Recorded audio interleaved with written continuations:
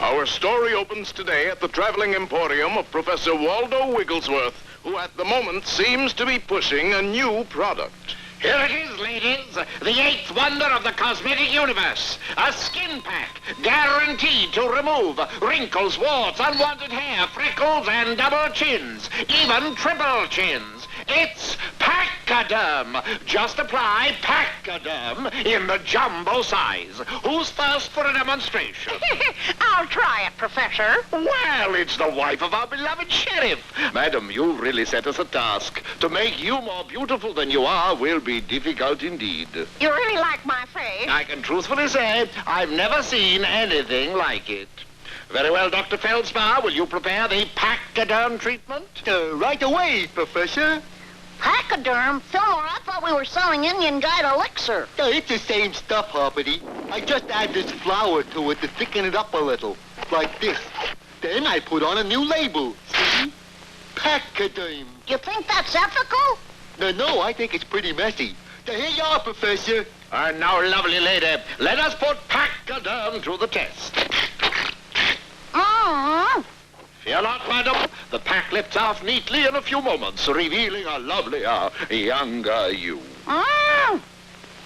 But if you just add flour and water, you get Not Hoppity. Pachyderm. But Fillmore, you didn't add flour. Yes, I did. See, it says here, pure sifted cement. The cement! Oh, boy. Hey, Uncle Waldo! Uncle Waldo! Get away, boy, you bother me. And now, madam, are you ready for the great unveiling? Very well. Ta-da! What's this? I tried to tell you, Fillmore mixed the face cream with cement. Great gobs of goo! Yeah, isn't it? Oh, this is awful. One moment, madam. One moment, madam, and you'll be free. If we wait more than a couple of moments, we won't be. How's that, Fillmore? Look who's coming. It's the sheriff. And that's his wife under that cement. All right, move along, you people. What are you scallywags doing? Just a little scientific experiment, Sheriff. And what's that? This is my cousin, Ermentrude Pickelheimer. Mm. Just over from the old country, doesn't speak English very well. Looks kind of familiar. Now, where have I seen that dumpy-looking figure and those big flat feet? That was more than the sheriff's wife could stand. She swung blindly at the sheriff and pitched off the platform. Hey, what's happening to her face? She's just cracking a little smile, Sheriff. Looks like she's cracking up. And with that, the hardened cement fell from the lady's face, unfortunately taking her eyebrows with it. Bernice, it's you! Let's get out of here. Why don't we take the truck, Uncle Waldo? I don't want to be slowed down. Charge! Our friends went lickety-split down the road, followed by the sheriff. Is he still following us, Hoppity? Following? He's gaining on us. He can't be. We just passed the county line. So did he. Yes, and the sheriff had good reason for his speed. He was pursued by his furious wife. Big flat feet, huh? Let's turn off here and fool him. I wouldn't if I were you. How come? Look at that sign. Oh, yeah.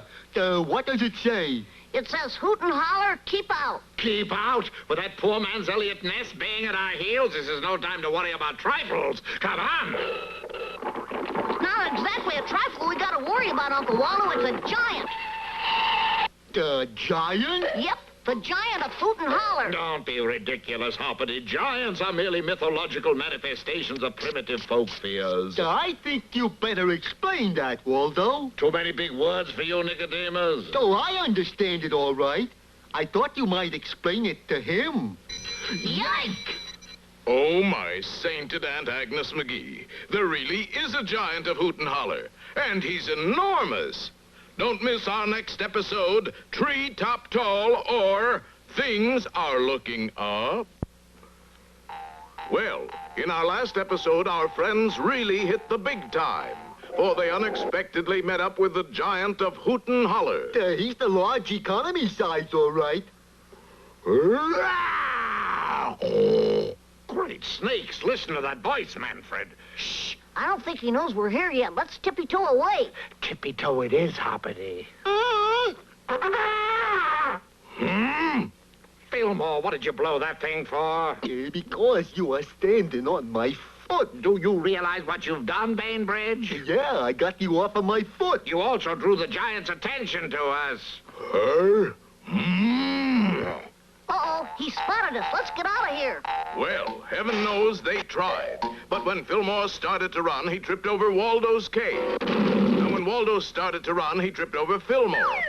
But just as a giant hand reached down to grab them, Hoppity Hooper bounced into the sea.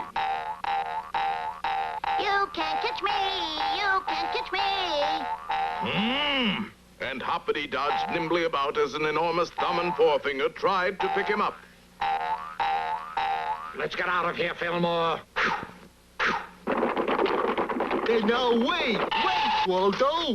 Put me down, will you? I'm wasting all this footwork. Yeah, but we can't run off and leave Hoppity. We could make the effort. Yeah, but think of all the boys and girls watching this show. This is no time to worry about ratings. What would all them kids out there think of you if you ran away and left Hoppity with a giant? They'd think I was a cowardly fink. Sure they would. And they'd be right. No, you don't, Waldo. We're going back to save Hoppity. Very well. Forward. Meanwhile, back at the giant, Boy, am I ever getting tired. just a little too tired, for at that moment, the giant got Hoppity. Stay, varlet. Oh? Cease and desist, you mountainous mound of belligerent blubber, or you'll have to reckon with Professor Waldo Wigglesworth. And company. Yeah, come on, put him up. Then fight like a bear, won't you? Step over that line, I dare you. Ooh, he's on my foot. Turn it off, Fillmore. Oh, yes, for heaven's sakes, turn it off. I can't stand it. I'm free. Let's go. Wait a minute. Did you hear what I heard? You mean this? No, not that. Please don't blow that thing again. That! Does that sound like the voice of a big, ferocious monster to you? No, I guess not. Hey, Shorty, are you a big, ferocious monster? Well, no. In actuality, I'm just a big, lovable monster. But nobody ever stays around long enough to find out. You're not ferocious at all? Oh, heaven knows I've tried. I've really tried. I'm just not the type, I guess. Then how come you grabbed me? Well, I just can't stand little things hopping or buzzing or flitting around me. They drive me crazy. Oh, I'm sorry. Loud noises set my teeth on edge, too. I'm sorry. Then we're free to go? Oh, by all means, if you'll take them with you. Well, let's... Uncle Waldo, what is it? Hold it, it's coming now. Oh, for the land's sake, what is it? Shh, he's getting an idea. This is it. We're rich. Yeah, we are. Well, practically, gentlemen, you see before you in this little gathering of 4 people, the world's greatest basketball team. Basketball? But that takes 5 people. With a center as big as this one, who needs 5? Gentlemen, welcome to our new basketball team, the Dribblers 5 minus 1. The Dribblers 5 minus 1? Oh, don't miss our next athletic episode. The game's the same, or higher sport. Well, last time around, our friends had met the giant of Hoot and Holler and found him to be the gentlest of creatures. Unless he happens to step on you, of course. Then he squashes you. But gently. Now, here's my plan.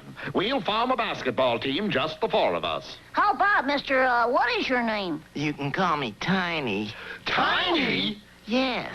All my brothers are bigger than I am. Hey, if we had his brothers, we could start a football team. Oh, they're already on a football team. They're linebackers for the Chicago Bears. Now there's a team.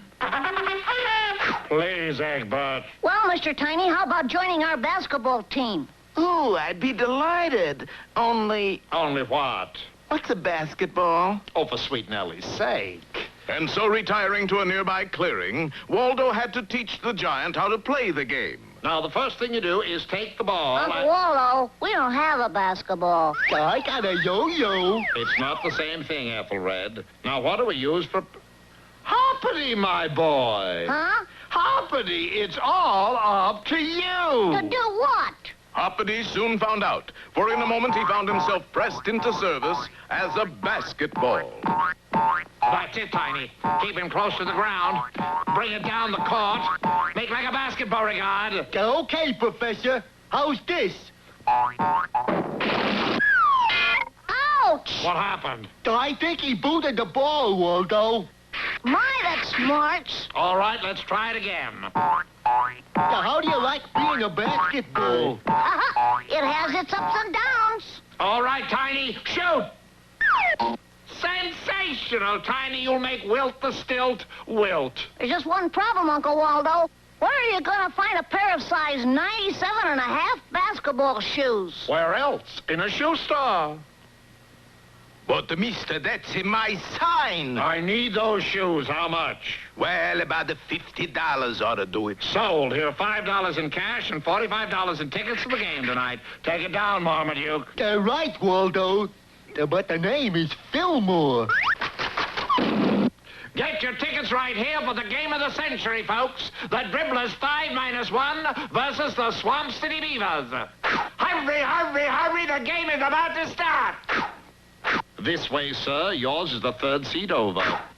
Play ball! Pass it here! Pass it here! Well, what a game that was. The Swamp City Beavers were good, but every time they made a shot, 2-ton Tiny would stick his finger up through the hoop, and the ball would bounce out. On the other hand... There you go, Fillmore. Okay. Fillmore, you can't dribble while blowing your bugle. I know, it makes it all soggy. There, Tiny. Yay! When the game was over, Swamp City was swamped 102-2.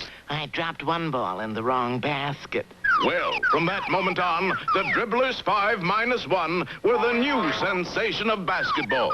They beat every team in the country and soon became world champions. They even played the Harlem Globetrotters with one hand tied behind them.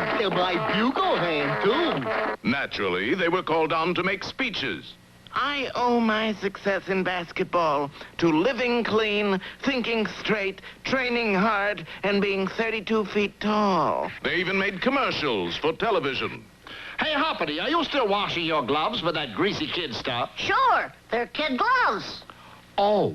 I've used this razor blade 22 times, and it still works. But you don't shave. No, I use it for sharpening pencils.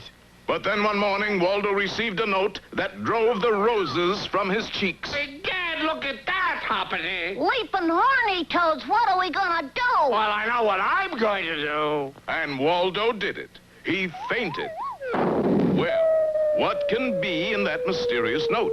We'll find out next time in Waldo the Weeper, or The Balls in the Other Court.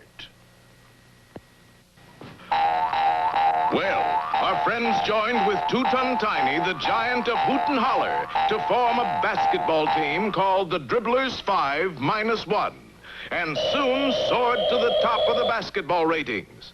But at the pinnacle of success, Waldo received a note which moved him strongly and horizontally. Uncle Waldo! He's fainted, Hoppity. Let me see that note. It's from 2-ton Tiny. And it says, I quit. Goodbye. Jump jumping Jenny Wren. This is serious. Oh, Hoppity, I had the most awful dream. I dreamed that Tiny quit the team. That was no dream, Uncle Waldo. He did. But we've got a big game tonight. We're playing the All-Stars in a benefit. I mean, it's a worthy charity. It's where am I? Right behind the 8 ball with the rest of us. But I wonder why Tiny's leaving us. Let's ask him. But why are you quitting, Tiny? I won't stay in a place where people sell other people. People sell people. Yes, look at that. Giant sale. Big, big bargains. But that doesn't mean they sell giants, Tiny. They're not selling midgets. And how about that one? Giant clearance. Everything must go. I can take a hint. You mean? I'm going. The timid giant lumbered slowly out of town, leaving our friends in a quandary. This ain't a quandary. It's a chili parlor. Meanwhile, in the locker room of the All-Stars... Well, boys, my idea worked. That big lummox has left town. Now, remember, the only player they got is the frog. Concentrate on Hoppity. Yes, they'll concentrate on Hoppity, and let's face it, Fillmore, we are not very good players. Oh, I don't know. Listen to this. Basketball players, I mean. But Waldo. Shut up and eat your beans, Tamerlane, and... What is it, Waldo? You got a hot enchilada? Move the plates, Fillmore. He's getting an idea. I got it! What? Mexican jumping beans. Mexican jumping beans? Like those there. Ain't they kind of little to play basketball, Waldo? Yes, but you're not, Fillmore. Oh, miss, a large bowl of jumping beans for my friend. Si, senor, right away. Waldo, I don't think... I know, and it's just as well. Keep your fingers crossed, boys. I can't, Waldo. Why not? I keep dropping my fork. Under Waldo's watchful eye, Fillmore devoured a huge bowl of Mexican jumping beans. How you feel, Fillmore? Just great. Then, in just a little while, it was game time. Whatever you do, Fillmore, stay under this basket. Sure, Professor. Boy, those All-Stars sure look tough. Well, the All-Stars did concentrate on Hoppity, all 5 of them. Golly, I don't have a chance. Help! Here, Waldo! But, of course, Waldo missed the ball, and it bounced into the hands of a charging All-Star. Down the court he went, stopped, shot for the basket, and then... Yes, Fillmore knocked the ball right back out of the basket. And from that moment on, no matter how carefully the All-Stars aimed and shot, not one ball got through the hoop. That's what I call using your head, Fillmore. No, Hoppity. It's what I call using the old bean. The score was 0-0 with 5 seconds to go when a loose ball. Waldo picked it up, glanced at the charging All-Stars. Ah! Terrified, he threw the ball into the air, and it swished through the hoop just as the game ended. We win 2-0. Yay! Next day, by request, our friends were on their way back to Foggy Bog, Wisconsin.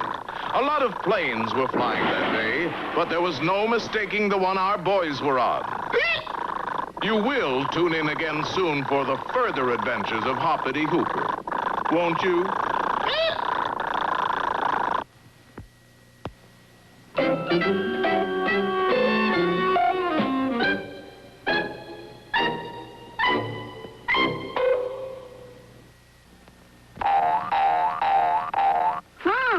Looks like maybe it's time for us to go.